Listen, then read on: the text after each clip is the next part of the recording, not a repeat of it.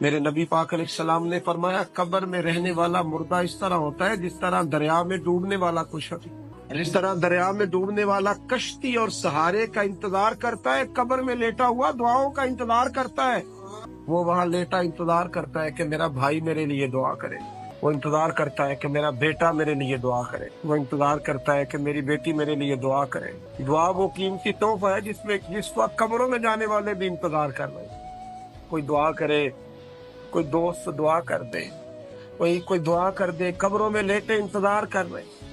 اگر کسی کے بچے لیٹے ہیں تو وہ ماں باپ کی دعاؤں کے منتظر ہیں، دوست لیٹے ہیں تو دوستوں کی دعاؤں کے منتظر ہیں۔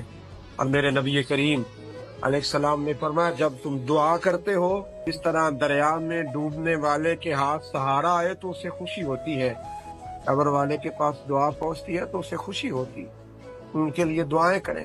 میرے نبی پاک علیہ السلام